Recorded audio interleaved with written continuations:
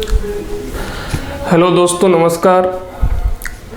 Kota career point school Kuchaman city द्वारा संचालित online class में आपका स्वागत है। आज हम अध्याय जो पहला है स्वर्णिम भारत प्रारंभ से 1206 ईस्वी तक, उसका भाग 4 यानी पार्ट 4 का वीडियो अपलोड कर रहे हैं। देखिए, पहले वाले वीडियो के अंतर्गत हमने मौर्य वंश पढ़ रहे थे और मौर्य वंश के अंतर्गत हमने मौर्य वंश का जो शासक था बिंदुसार, जो चंद्रगुप्त मौर्य का पुत्र था, वहाँ तक पढ़ लिया था। 272 ईसा पूर्व में बिंदुसार की क्या हो जाती है, मृत्यु हो जाती है। उसके बाद मौर्य वंश का अगला जो शासक है वो था सम्राट अशोक।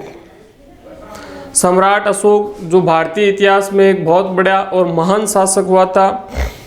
सम्राट अशोक है, उसका शासनकाल है 273 ईसा पूर्व से 232 ईसा पूर्व तक।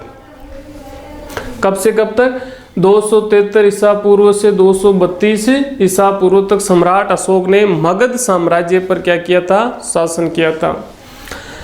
सम्राट अशोक है, इसका जन्म लगभग 304 ईसा पूर्व में पाटलिपुत्र में, मगध साम्राज्य की जो राजधानी थी पाटलिपुत्र, उसमें इसका क्या हुआ था? जन्म हुआ था। सम्राट अशोक के पिता का नाम था बिंदुसार। सम्राट अशोक के पिता का नाम क्या था? बिंदुसार। सम्राट अशोक की जो माता थी, उसकी माता का नाम था सुभद्रांगी, जिसको बिंदुसार ने ही रानी धर्मा का नाम दिया था, जो जंगल के अंदर ही कुटिया में रहती थी। और एक बार जब बिंदुसार के शरीर में कोई विषैला तीर लग गया था शिकार करते समय, तो उस समय इस सुभद्रांगी को, बिंदुसार है वो जंगल के अंदर बेहोशी की हालत में मिला था। तब ये सुभद्रांगी बिंदुसार को उठाकर अपनी कुटिया में ले गई थी और वहीं पर जड़ी बूटियों के द्वारा इसका क्या किया था? इलाज किया था। किसका? बिंदुसार का। और उसी समय बिंदुसार है वो सुभद्रांगी की धार्मिक जो बातें थी, उन धार्मिक बातों से प्रभावित होकर बिंदुसार ने सुभद्रांगी से क्या कर लिया था? विवाह कर लिया था। और विवाह करने के बाद में इसी सुभद्रांगी से बिंदुसार के एक पुत्र का जन्म हुआ था, और वो पुत्र कौन था? सम्राट अशोक। उसके बाद बिंदुसार है वो रानी सुभद्रांगी को अपने राजमहल में ले जाने का वादा करके वहाँ से चला जाता है। लेकिन उसके बाद में कुछ ही समय बाद में बिंदुसार के वापस वही जहरीला बाण लग जाता है, जिससे बिंदुसार फिर क्या हो जाता है? घायल हो जाता है। और वो अपनी रानी सुभद्रांगी यानी रानी धर्मा को क्या कर जाता है? भूल जाता है। अब उसके बाद में देखिए, दक्षिण भारत से अशोक के 2 अभिलेख प्राप्त हुए थे, जिनके नाम थे, एक का नाम तो क्या था? मास्की, और दूसरा जो अभिलेख था उसका नाम क्या था? गुजरा। जो कहां से प्राप्त हुए थे? दक्षिणी भारत से। कौन कौन से अभिलेख? मास्की व गुजरा अभिलेख। इन अभिलेखों में इसका नाम किसका? अशोक का नाम क्या मिलता है? अशोक ही मिलता है। सम्राट अशोक को अभिलेखों में कौन सी उपाधियों से विभूषित बताया गया है? तो एक तो है देवानाम प्रिय, एक है देवानाम प्रियदर्शी। दोनों ही उपाधियों से सम्राट अशोक को अभिलेखों में विभूषित बताया गया है, देवानाम प्रिय तथा देवानाम प्रियदर्शी, जिसका अर्थ क्या होता है? देवताओं का प्रिय शासक। देवानाम प्रिय या देवानाम प्रियदर्शी का अर्थ क्या होता है? देवताओं का प्रिय शासक। ये इंपॉर्टेंट क्वेश्चन है यहाँ पर 1 नंबर का। किस शासक को देवताओं का प्रिय शासक कहा जाता है? तो वो शासक कौन है? अशोक। अशोक ने कौन सी उपाधि धारण की थी? देवानाम प्रिय तथा देवानाम प्रियदर्शी। या अशोक को अभिलेखों में कौन सी उपाधियों से विभूषित किया गया है? तो देवानाम प्रिय तथा देवानाम प्रियदर्शी, जिसका अर्थ क्या होता है? देवताओं का प्रिय शासक।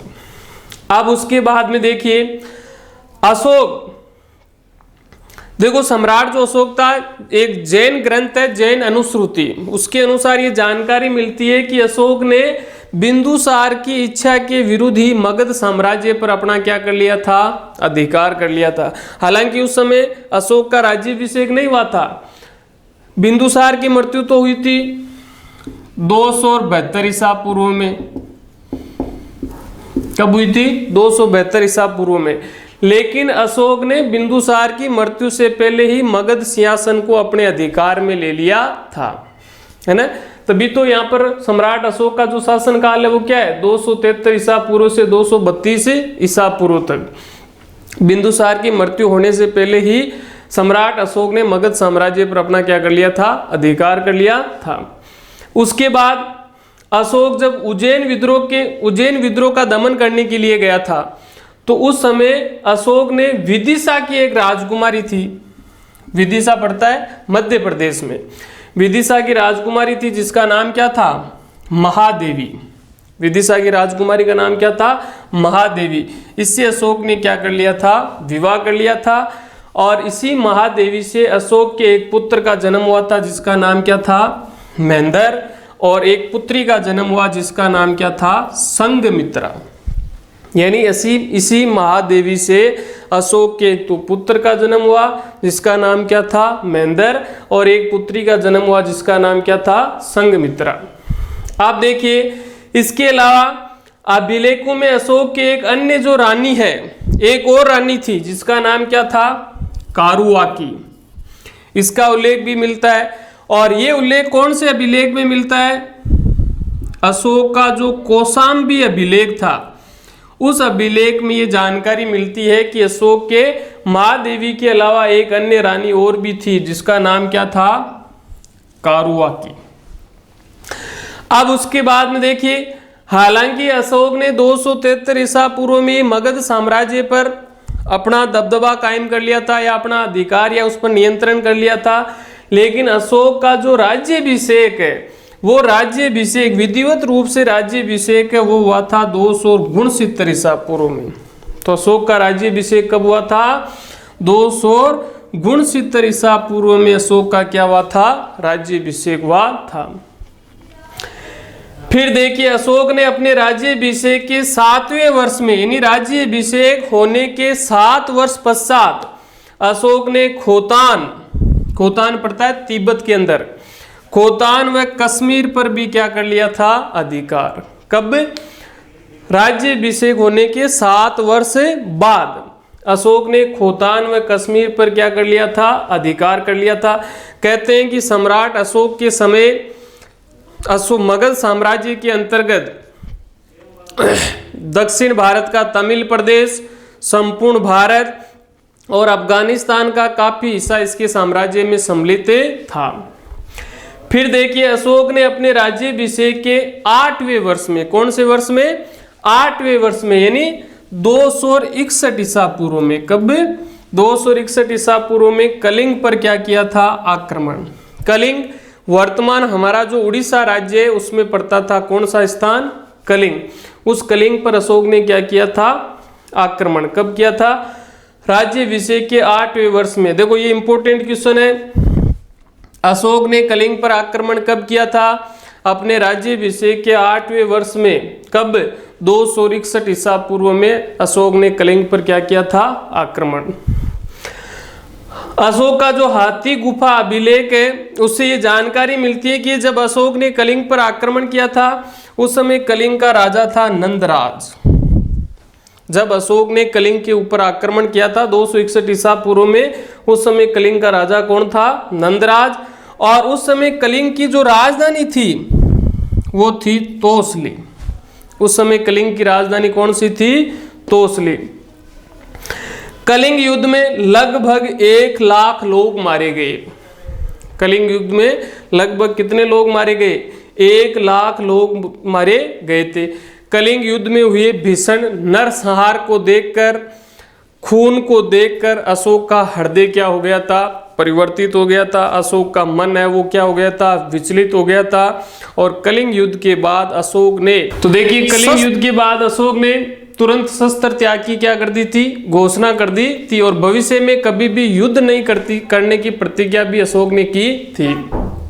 और अशोक ने भेरी घोष के स्थान पर धम्म घोष की क्या कर दी थी? शुरुआत। भेरी घोष का मतलब होता है युद्ध विजय की जो नीति थी उसका त्याग करके धर्म विजय की नीति अपना ली थी। अशोक ने युद्ध विजय करने की नीति का त्याग करके कौन सी नीति अपनाई थी? धर्म विजय की नीति अपना ली थी। और उसके बाद अशोक उपगुप्त और शर्मण निर्गोध के प्रभाव में आकर अशोक ने कौन सा धर्म ग्रहण कर लिया था? बौद्ध धर्म ग्रहण कर लिया था। तो देखिए कलिंग युद्ध के बाद अशोक ने कौन सा धर्म ग्रहण किया था?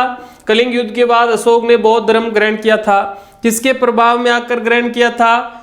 उपगुप्त और शर्मण निर्गोध नामक व्यक्ति के प्रभाव में आकर अशोक ने कौन सा धर्म ग्रहण कर लिया था? बौद्ध धर्म ग्रहण कर लिया था। राजतरंगिणी एक पुस्तक है जिसमें कश्मीर का इतिहास मिलता है, जिसका लेखक कौन था? कल्हण। राजतरंगिणी जो पुस्तक है उसका इतिहास लेखक कौन था? कल्हण। उसके अनुसार अशोक बौद्ध धर्म ग्रहण करने से पहले शिव का उपासक था। ऐसा माना जाता है कि अशोक बौद्ध धर्म ग्रहण करने से पहले किसका उपासक था?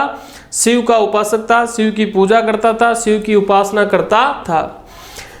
बौद्ध धर्म ग्रहण करने के बाद अशोक गुरु मोगलीपुत्र तिस के प्रभाव में आ गया था। बौद्ध धर्म ग्रहण करने के बाद अशोक किस गुरु के प्रभाव में आ गया था? मोगलीपुत्र तिस के प्रभाव में आ गया था। अशोक ने बौद्ध धर्म के जो आजीवक थे, बौद्ध धर्म का प्रचार प्रसार करने वाले जो लोग थे, उनके निवास यानी उनके रहने हेतु बारावर की पहाड़ियों में, बारावर की पहाड़ियां कहाँ पड़ती है? बिहार राज्य में। बारावर की पहाड़ियां कहाँ है? बिहार में। वहां पर बारावर की पहाड़ियों में 4 गुहाओं का निर्माण करवाया था। गुहा किसे कहते हैं?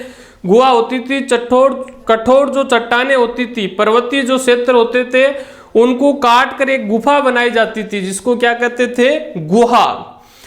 तो अशोक ने बौद्ध धर्म के आजीविकों के निवास हेतु किस स्थान पर 4 गुहाओं का निर्माण करवाया था? बारावर की पहाड़ियों में। बारावर की पहाड़ियां कहाँ हैं? बिहार राज्य में। वो 4 गुहाएं कौन कौन सी थी? सुदामा, चापार, विश्व झोपड़ी, करण। पहली गुहा कौन सी थी? सुदामा। दूसरी कौन सी थी? चापार। तीसरी कौन सी थी? विश्व झोपड़ी। और चौथी कौन सी थी? करण। इन 4 गुहाओं का निर्माण करवाया था किसने? अशोक ने। कहां पर? बारावर की पहाड़ियों में। क्यों? बौद्ध धर्म के आजीविकों के निवास हेतु। तो देखो ये प्रश्न है, अशोक द्वारा निर्मित कोई 2 गुहाओं के नाम बताइए। तो 4 है, सुदामा, चापार, विश्व झोपड़ी और करण। इनमें से किन्हीं 2 के नाम आप बता सकते हो। उसके बाद देखिए अशोक ने अपने राज्याभिषेक के 10वें वर्ष में, कब? 10वें वर्ष में बोध गया तथा 20वें वर्ष में, राज्याभिषेक के 20वें वर्ष में लुम्बिनी यानी कपिल वस्तु की क्या की थी? धम्म यात्रा, धार्मिक यात्रा की थी। तो देखो अशोक ने अपने राज्याभिषेक के 10वें वर्ष में किस स्थान की धम्म यात्रा की? बोध गया की। अशोक ने अपने राज्याभिषेक के 20वें वर्ष में किस स्थान की धम्म यात्रा की? लुम्बिनी, कपिल वस्तु, लुम्बिनी या कपिल वस्तु की धम्म यात्रा की थी। और रूमनदेही, अशोक का जो रूमनदेही अभिलेख है उससे ये जानकारी भी मिलती है कि अशोक ने कपिल वस्तु में अपनी धम्म यात्रा के दौरान वहां पर जो कर भार था 1/6, कितना था? 1/6, इसको घटाकर कितना कर दिया था? 1/8 कर दिया था। देखो ये क्वेश्चन आया था बोर्ड एग्जाम 2018 में कि अशोक का रूमनदेही अभिलेख क्या है या अशोक का रूमनदेही अभिलेख क्यों महत्वपूर्ण है।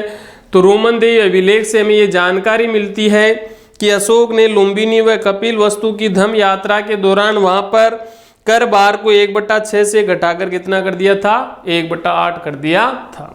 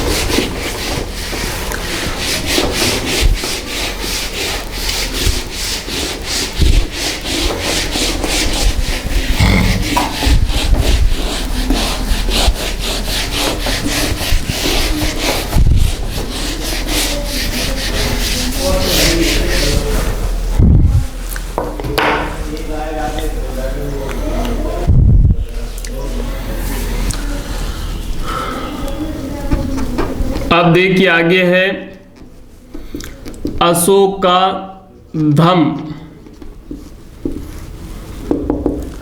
अशोक का धम, अशोक का धम क्या था?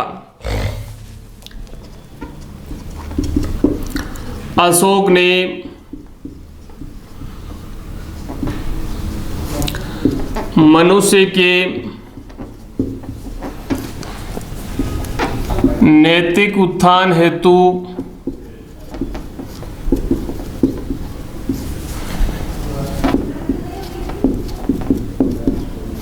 जिन आदर्शों या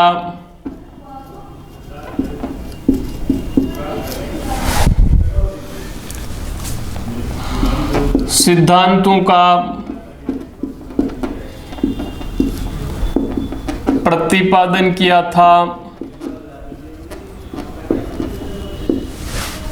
उसे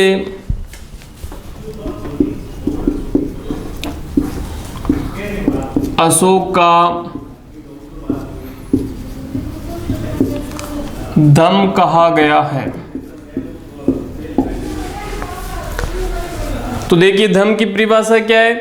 अशोक ने मनुष्य के नैतिक उत्थान हेतु, यानी मनुष्य को ऊपर उठाने के लिए, मनुष्य का विकास करने हेतु जिन आदर्शों या सिद्धांतों का प्रतिपादन किया, यानी जो उपाय बताए उसने, उसको ही क्या कहा गया है? उसको ही अशोक का धम कहा गया है। अशोक के धम की परिभाषा उसके दूसरे और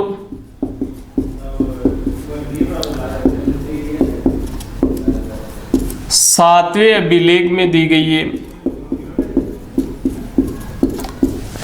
अशोक के धम की परिभाषा कौन से अभिलेखों में दी गई है? दूसरे और सातवें अभिलेख में अशोक के धम की परिभाषा दी गई है। अशोक के अनुसार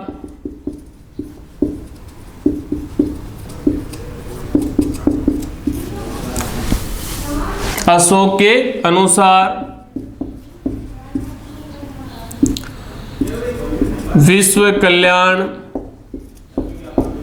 दया, दान, सत्य और कर्म शुद्धि ही धम है। धम क्या है? विश्व कल्याण, जनता का कल्याण करना, लोगों की भलाई करना, परोपकारी कार्य करना, दया करना, दान करना, सत्य बोलना और कर्म शुद्धि, यानी मन, वचन और कर्म से हमेशा व्यक्ति को शुद्ध रहना चाहिए। यही अशोक ने क्या बताया था? धम बताया था। आप देखिए अशोक के धम की आवश्यक शर्तें। अशोक के धम की आवश्यक शर्तें क्या क्या थी? तो अशोक के धम की आवश्यक शर्तों में पहली शर्त थी साधु स्वभाव होना,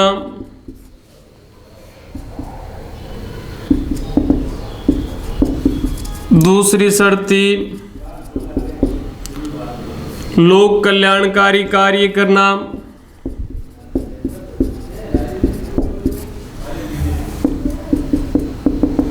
तीसरी शर्त थी अपने व्यवहार में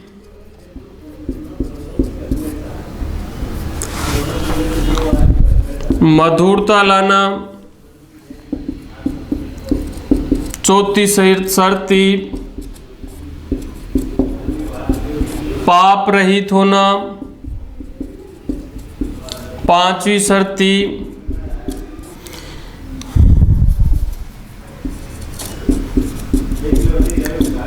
किसी भी प्राणी का वध न करना, छठी शर्त थी दया और दान करना,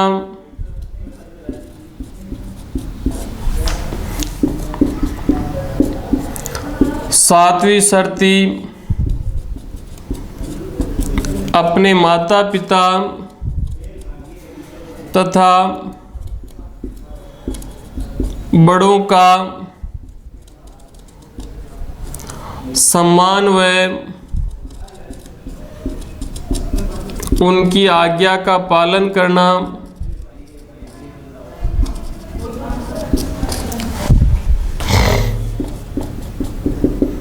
आठवीं शर्त थी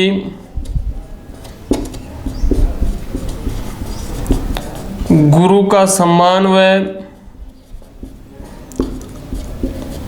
आदर करना। नवीं शर्त थी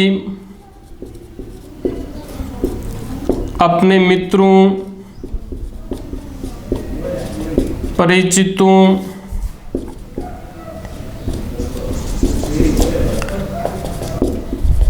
व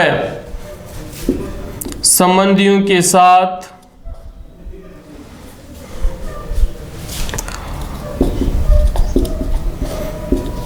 उचित व्यवहार करके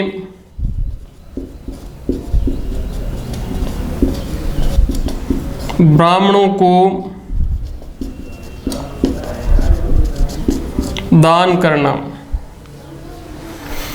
तो ये अशोक के धम्म की 9 शर्तें थी। देखो पहली शर्त क्या थी, साधु स्वभाव होना, यानी साधु जैसा आपका स्वभाव होना चाहिए। दूसरी शर्त क्या थी, लोक कल्याणकारी कार्य करना, यानी जनता की भलाई और परोपकार के कार्य करने चाहिए। तीसरी शर्त अपने व्यवहार में मधुरता लाना, यानी आप अपना जो व्यवहार है वो अच्छा होना चाहिए, मधुर वाणी होनी चाहिए, हमेशा सत्य वचन बोलना चाहिए। चौथा पाप रहित होना, मन में पाप नहीं होना चाहिए, किसी भी प्रकार का पाप नहीं करना चाहिए। पांचवी किसी भी प्राणी का वध नहीं करना, यानी किसी भी प्राणी या जीव की हत्या नहीं करनी चाहिए। छठी दया और दान करना, हमेशा दूसरों के प्रति जीव या मनुष्य के प्रति दया रखना और दान करना। सातवीं शर्त अपने माता पिता तथा अपने से जो बड़े लोग हैं उनका सम्मान करना, उनका आदर करना और उनकी आज्ञा का क्या करना चाहिए, पालन करना चाहिए। अपने गुरु का हमेशा सम्मान व उसका आदर करना चाहिए। अपने मित्र यानी आपके जो भी दोस्त है, परिचित यानी आपका जो भी जानकार है या जो भी आपके संबंधी रिश्तेदार है उनके साथ अच्छा व्यवहार करना, आवश्यकता पड़ने पर उनकी सहायता करना और ब्राह्मणों को क्या करना, दान करना। ये अशोक के धम्म की क्या थी, शर्तें। अब देखो ये 4 नंबर का क्वेश्चन बनता है, क्योंकि इस पार्ट से बोर्ड के एग्जाम में 4 नंबर का क्वेश्चन आता है। धम्म क्या है, अशोक के धम्म की अवधारणा बताइए या अशोक के धम्म को समझाइए। तो उसके अंतर्गत आपको ये अशोक के धम्म की परिभाषा बतानी है और ये आपको अशोक के धम्म की आवश्यक शर्तें बतानी है।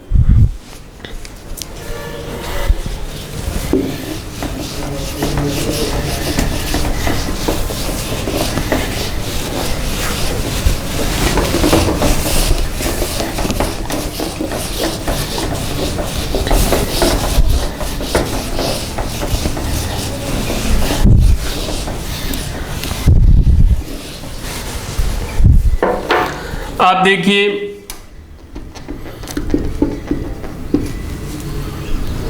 अशोक के तीसरे अभिलेख में, कौन से अभिलेख में, तीसरे अभिलेख में अल्प संग्रह तथा अल्प व्यय के बारे में बताया गया है।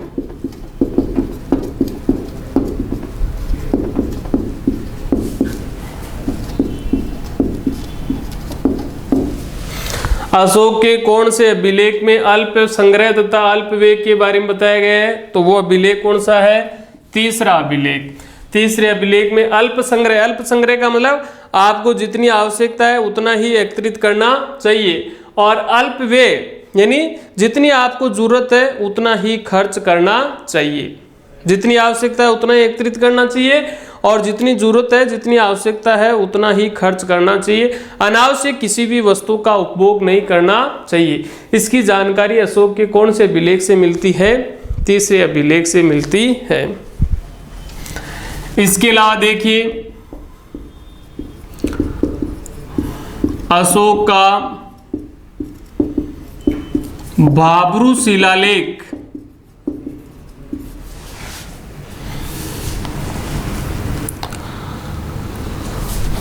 अशोक के भाब्रू शिलालेख में अशोक ने महात्मा बुद्ध के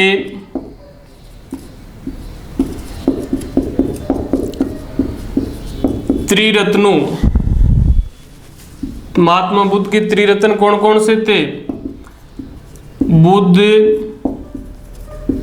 धम्म व संघ। अशोक ने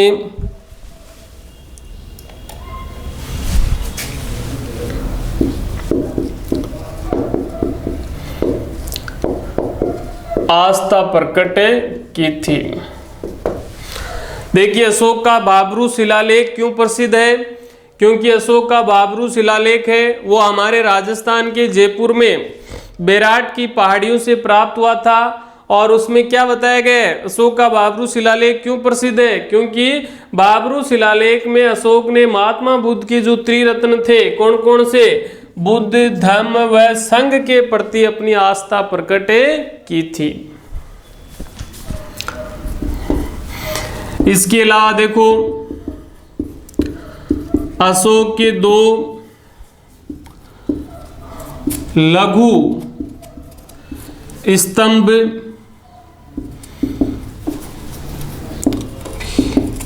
प्राप्त हुए थे। एक तो है सांची, सांची का स्तूप, जो कहां से प्राप्त हुआ था? मध्य प्रदेश में सांची नामक स्थान से। और एक अशोक का लघु स्तंभ प्राप्त हुआ था सारनाथ, जो कहां से प्राप्त हुआ था? उत्तर प्रदेश में वाराणसी से। तो ये अशोक के दो लघु स्तंभ थे, कौन कौन से, जो काफी महत्वपूर्ण थे। एक तो सांची का स्तूप है जो मध्य प्रदेश में सांची नामक स्थान भोपाल से कुछ दूर है, सांची नामक स्थान वहां से प्राप्त हुआ था। और एक सारनाथ का स्तंभ जो उत्तर प्रदेश में वाराणसी से प्राप्त हुआ था। ये अशोक के दो लघु स्तंभ भी प्राप्त हुए थे।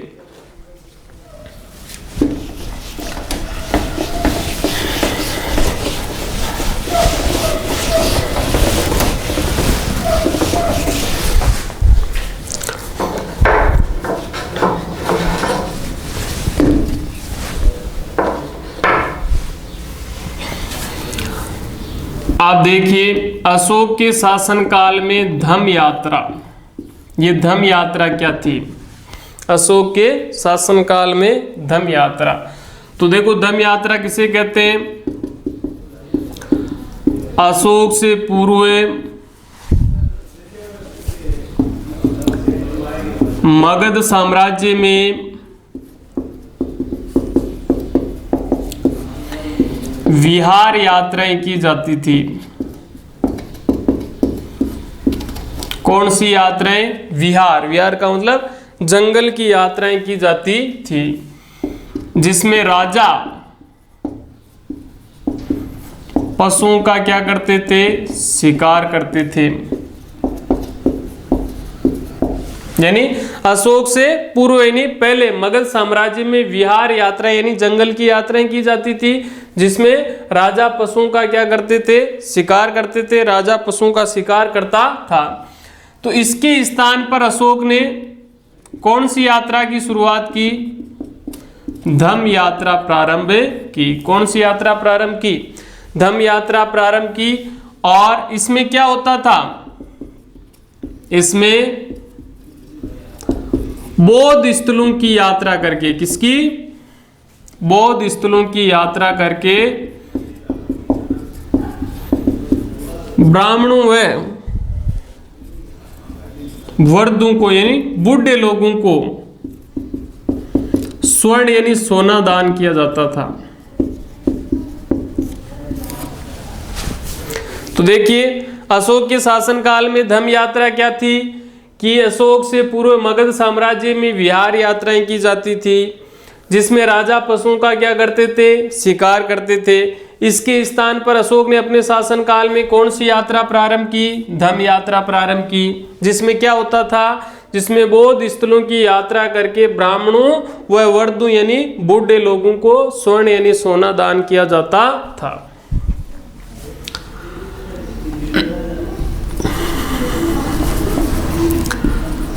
अब उसके बाद देखिए अनुसंधान। अनुसंधान क्या था अशोक के शासनकाल में? अशोक ने अपने शासनकाल में राज्य के कर्मचारियों, कौन कौन से कर्मचारियों को, प्रादेशिकों, राजूकों व युक्तकों को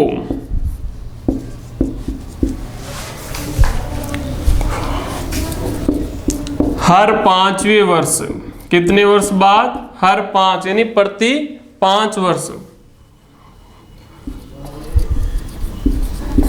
धर्म का प्रचार प्रसार करने के लिए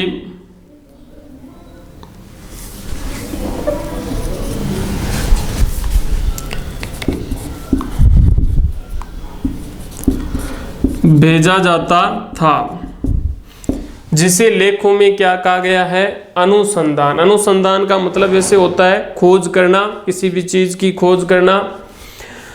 तो अशोक के शासन काल में राज्य के जो कर्मचारी होते थे, प्रादेशिक जो कर्मचारी होते थे वो, और राजू को कौन से कर्मचारी होते थे, राजू को होते थे ग्रामीण क्षेत्रों की देखभाल करने वाले।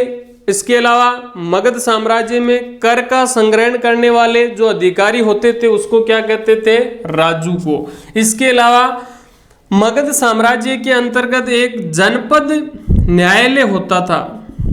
कौन सा न्यायालय, जनपद न्यायालय। इस जनपद न्यायालय का जो न्यायाधीश होता था उस न्यायाधीश को भी क्या कहते थे, उसको भी राजू को कहते थे। और युक्त को कौन होते थे, ये होते थे मगध साम्राज्य में केंद्रीय प्रशासन और स्थानीय जो शासन होता था, केंद्रीय प्रशासन या स्थानीय शासन, केंद्रीय प्रशासन व स्थानीय शासन के बीच में कड़ी के रूप में कार्य करने वाला नियुक्त जो अधिकारी होता था उस नियुक्त अधिकारी को क्या कहते थे, युक्त को। यानी मगध साम्राज्य के प्रशासन में केंद्रीय प्रशासन और स्थानीय शासन के मध्य, दोनों के मध्य बीच में काम करने वाला या जो अधिकारी नियुक्त किया जाता था उसको क्या कहते थे, युक्त को कहते थे। और राजू को कौन होता था, ग्रामीण क्षेत्रों की देखभाल करने वाला, करों का संग्रहण करने वाला, और जनपद न्यायालय का जो न्यायाधीश होता था उसको भी क्या कहते थे, राजू को कहते थे। इन सबको अशोक के शासन काल में हर 5 वर्ष बाद में धर्म का प्रचार प्रसार करने के लिए अलग अलग स्थानों पर भेजा जाता था, जिसको लेखों में क्या कहा गया था, अनुसंधान कहा गया था।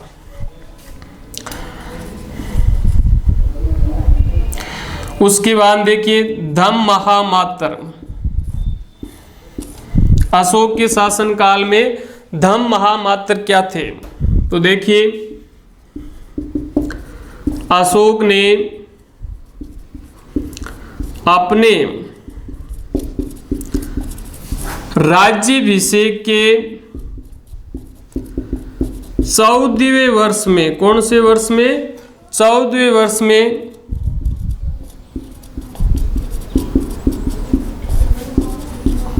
धम्म महामात्रों की क्या की थी, नियुक्ति की थी। अशोक ने अपने राज्याभिषेक के कौन से वर्ष में, 14वें वर्ष में किसकी नियुक्ति की, धम्म महामात्रों की क्या की थी, नियुक्ति की थी। जिनके देखो प्रमुख कार्य क्या क्या थे, इन धम्म महामात्रों के प्रमुख कार्य क्या क्या थे, क्या क्या काम करते थे ये। इनका पहला कार्य था जनता में धम्म का प्रचार प्रसार करना, यानी जनता को धर्म की जानकारी देना, उनमें धर्म का प्रचार प्रसार करना। इनका दूसरा कार्य था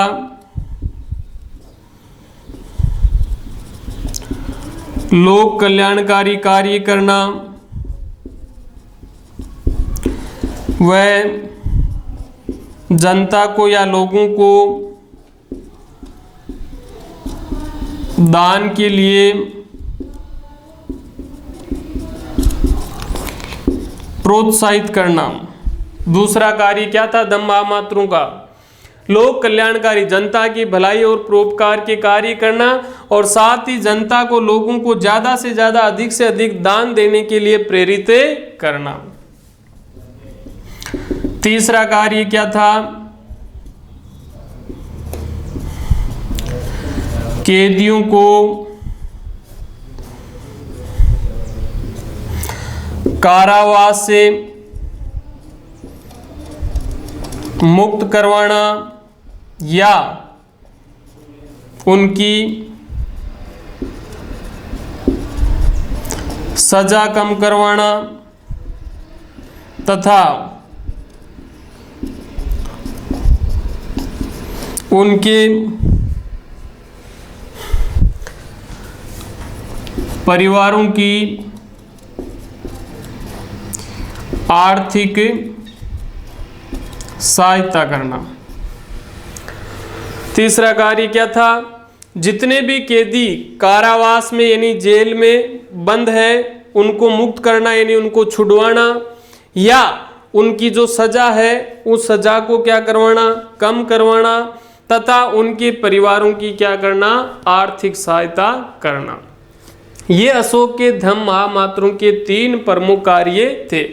पहला कार्य क्या था, जनता में धम्म का प्रचार प्रसार करना, जनता को धम्म की जानकारी देना, लोक कल्याणकारी कार्य करना, व जनता को दान के लिए, ज़्यादा से ज़्यादा दान के लिए प्रोत्साहित करना, कैदियों को कारावास से मुक्त कराना यानी उनको छुड़ाना तथा उनकी सजा कम करवाना तथा उनके परिवारों की आर्थिक सहायता करना। ये अशोक द्वारा नियुक्त धम्म महामात्रों के प्रमुख कार्य थे, जिनकी नियुक्ति अशोक ने अपने राज्याभिषेक के कौन से वर्ष में की थी, 14वें वर्ष में उनकी नियुक्ति की थी।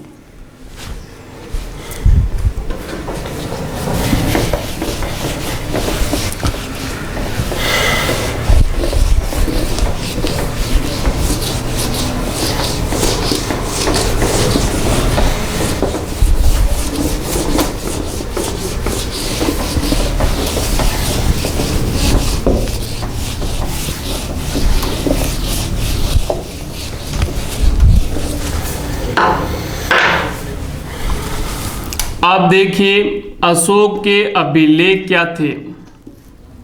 अभिलेख किसे कहते हैं, तो देखो अभिलेख का मतलब होता है किसी ठोस धातु या पत्थर पर उत्कीर्ण लेखों को अभिलेख कहा जाता है। किसी ठोस मजबूत जो धातु होती है या पत्थर होता है उस पर उत्कीर्ण यानी खुदे हुए, लिखे हुए नहीं, खुदे हुए जो लेख होते हैं उनको क्या कहा जाता है, अभिलेख कहा जाता है। अशोक पहला ऐसा शासक था, दुनिया का पहला ऐसा शासक था जो अपनी प्रजा को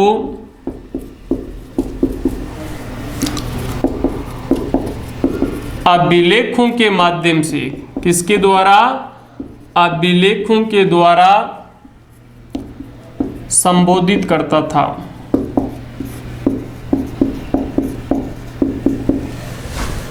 पहला ऐसा शासक कौन था जो अपनी प्रजा को या अपनी जनता को अभिलेखों के माध्यम से संबोधित करता था?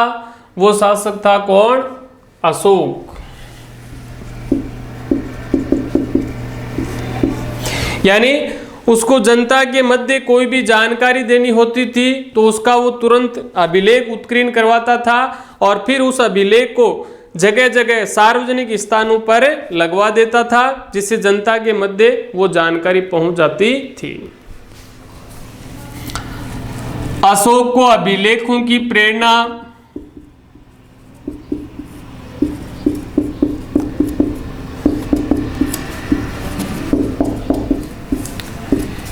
ईरान के राजा जिसका नाम था दारा, जिसको डेरियस प्रथम के नाम से भी जाना जाता था, डेरियस प्रथम से मिली थी। ये इंपॉर्टेंट क्वेश्चन है। अशोक को अभिलेखों की प्रेरणा किससे मिली थी? अशोक को अभिलेखों की प्रेरणा ईरान का राजा था जिसका नाम क्या था? दारा, जिसको डेरियस प्रथम भी कहते थे। क्या कहते थे? डेरियस प्रथम। अशोक को अभिलेखों की प्रेरणा कहां से प्राप्त हुई थी? ईरान के राजा दारा, जिसको डेरियस प्रथम के नाम से भी जाना जाता है, इससे अशोक को अभिलेखों की प्रेरणा मिली थी। आप देखिए अशोक के जो अभिलेख थे,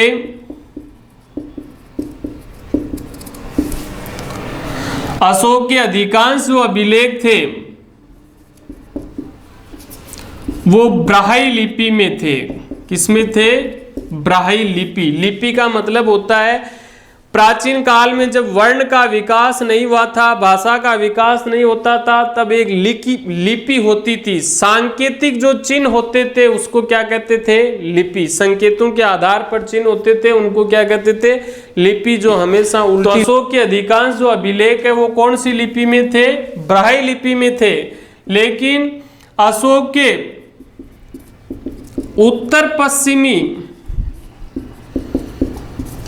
पश्चिमी भारत से जो अभिलेख प्राप्त हुए थे उन अभिलेखों की लिपि कौन सी थी? ख्रोष्टी लिपि थी। कौन सी लिपि थी? ख्रोष्टी लिपि। अशोक के अधिकांश अभिलेख कौन सी लिपि में थे? ब्राह्मी लिपि में थे।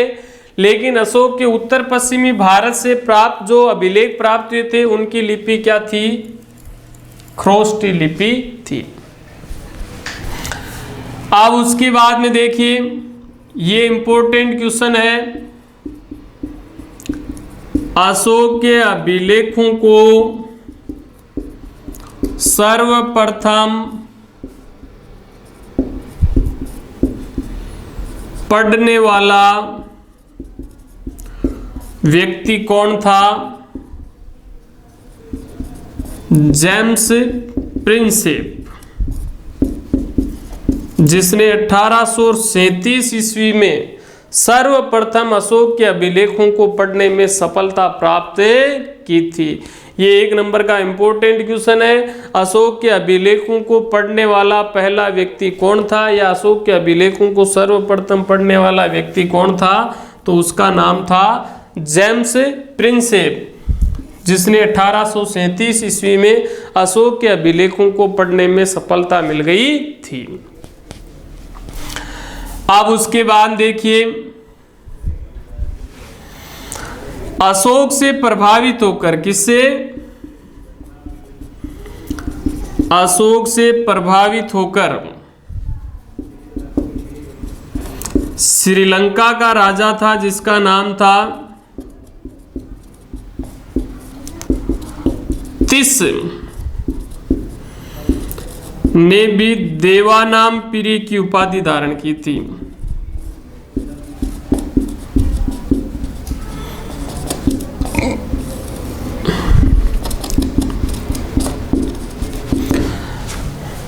अशोक से प्रभावित होकर कहां के राजा ने? श्रीलंका का राजा था जिसका नाम क्या था? तिस। इसने भी कौन सी उपाधि धारण की थी? देवानामपिरी। जैसे कि हमने पहले पढ़ा था अशोक ने कौन सी उपाधि धारण की थी? देवानामपिरी। देवताओं का प्रिय शासक कहा जाता है। वो उपाधि किसने धारण की थी? श्रीलंका के राजा तिस ने। और कहते हैं कि अशोक का जो पुत्र था महेंद्र, अशोक का पुत्र कौन था? महेंद्र।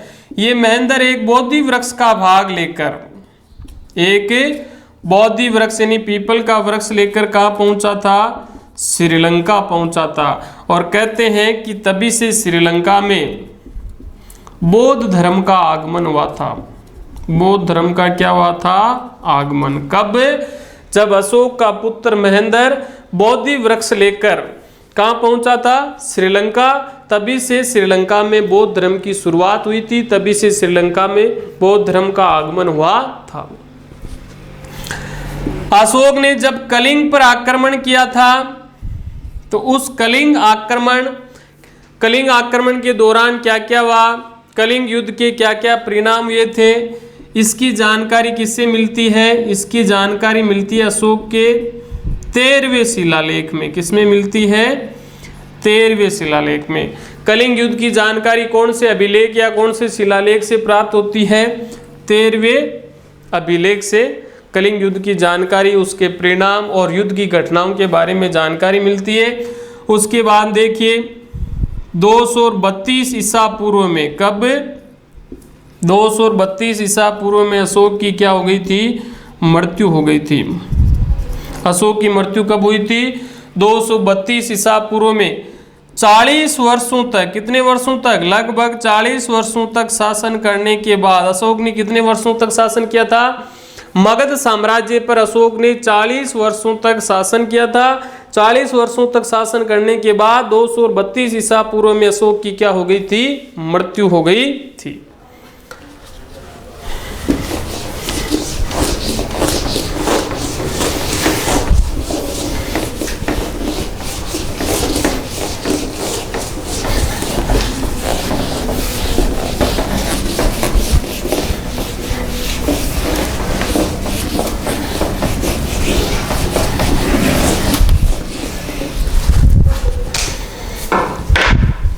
आप देखिए अशोक की मृत्यु के बाद अशोक के उत्तराधिकारी तथा मौर्य साम्राज्य का पतन, यानी 232 ईसा पूर्व में अशोक की क्या हो जाती है? मृत्यु। अशोक की मृत्यु के बाद उसके कौन कौन से उत्तराधिकारी हुए थे? अशोक के बाद मौर्य वंश पर शासन किस किस ने किया था, और फिर किस प्रकार मौर्य वंश या मौर्य साम्राज्य का पतन होता है, यानी मौर्य साम्राज्य समाप्त हो जाता है। तो देखिए 232 ईसा पूर्व में अशोक की मृत्यु के बाद अगले 50 वर्षों तक, कितने वर्षों तक? 50 वर्षों तक मगध साम्राज्य पर अशोक के अयोग्य उत्तराधिकारियों का शासन रहा था। अयोग्य उत्तराधिकारियों का क्या रहा था? शासन रहा था। यानी कहने का मतलब यह है कि अशोक की मृत्यु के बाद मौर्य वंश में एक भी योग्य उत्तराधिकारी नहीं हुआ था। जितने भी उत्तराधिकारी हुए थे वो सारे के सारे क्या थे? अयोग्य उत्तराधिकारी थे। अशोक की मृत्यु के बाद अशोक का पुत्र था कुणाल। अशोक का पुत्र कुणाल, ये कुणाल मगध साम्राज्य का क्या बना था? शासक बना था। कौन बना था? कुणाल। लेकिन ये भी योग्य नहीं था। इसके अलावा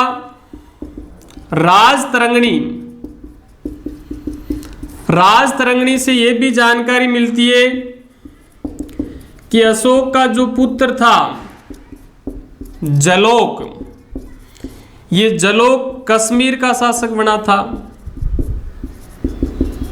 यानी अशोक के पुत्र जलोक ने कहां पर शासन किया था? कश्मीर पर शासन किया था। यह जानकारी किससे मिलती है? राजतरंगिणी से।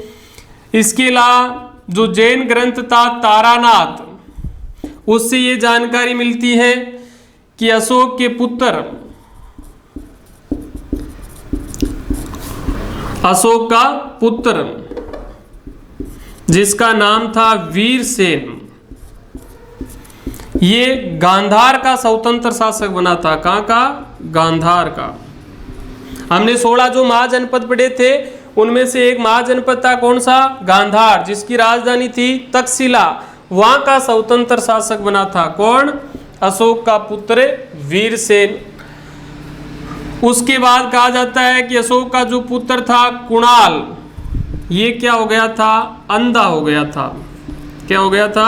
अंधा। तो इसके अंधा होने के बाद कुणाल का जो पुत्र था संप्रीति,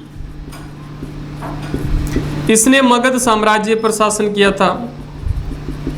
कब? अशोक के पुत्र कुणाल के अंधा होने के बाद उसके पुत्र संप्रीति ने भी मगध साम्राज्य पर क्या किया था? शासन किया था। इसके अलावा कुणाल का एक पुत्र और था दशरथ।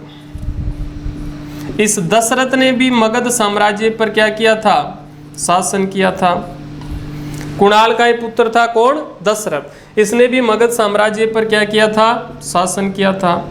तो इस प्रकार हम कह सकते हैं कि अशोक के बाद मौर्य वंश में जितने भी उत्तराधिकारी हुए थे वो सारे के सारे क्या थे? अयोग्य थे। अशोक के बाद मौर्य वंश में एक भी योग्य उत्तराधिकारी नहीं हुआ, जिसके कारण धीरे धीरे मौर्य वंश का पतन प्रारंभ हो गया था। और फिर उसके बाद में मौर्य वंश का अंतिम जो सम्राट था या अंतिम जो शासक था उसका नाम था वृहदत्त। ये इंपॉर्टेंट क्वेश्चन है 1 नंबर का। पहले भी मैंने आपको बताया है कि इस पार्ट से बोर्ड एग्जाम में 1 नंबर का अति लघुतरात्मक क्वेश्चन आता है। तो इस पार्ट का सबसे इंपॉर्टेंट क्वेश्चन है ये, अंतिम मौर्य सम्राट कौन था? वृहदत्त। और इसी वृहदत्त की इसी का ही एक ब्राह्मण सेनापति था। इसी वृहदत्त का एक ब्राह्मण सेनापति था और उस ब्राह्मण सेनापति का नाम क्या था? पुष्यमित्र शुंग। इस पुष्यमित्र शुंग ने धोखे से वृहदत्त की क्या कर दी थी? हत्या। तो देखिए मौर्य वंश का अंतिम शासक या अंतिम सम्राट कौन था? वृहदत्त था। वृहदत्त की हत्या किसने की थी? इसी का ही ब्राह्मण सेनापति था कौन? पुष्यमित्र शुंग। इस पुष्यमित्र शुंग ने वृहदत्त की धोखे से क्या कर दी थी? हत्या। और इसकी हत्या करके पुष्यमित्र शुंग ने मगध साम्राज्य पर, किस पर? मगध साम्राज्य पर 185 ईसा पूर्व में, कब? 185 ईसा पूर्व में एक नए राजवंश की स्थापना की। एक नए राजवंश की स्थापना की और उस नए राजवंश का नाम क्या था? शुंग वंश। तो शुंग वंश का संस्थापक कौन था? पुष्यमित्र शुंग। पुष्यमित्र शुंग कौन था? अंतिम मौर्य सम्राट वृहदत्त का ब्राह्मण सेनापति था कौन? पुष्यमित्र। और इसी पुष्यमित्र ने मगध साम्राज्य पर मौर्य वंश का विनाश करके फिर उस पर कौन से वंश, नए राजवंश की स्थापना की थी? शुंग वंश। अब इसके बाद में हम मौर्य वंश का प्रशासन पढ़ेंगे, जो हम अगले पार्ट में पढ़ेंगे। धन्यवाद।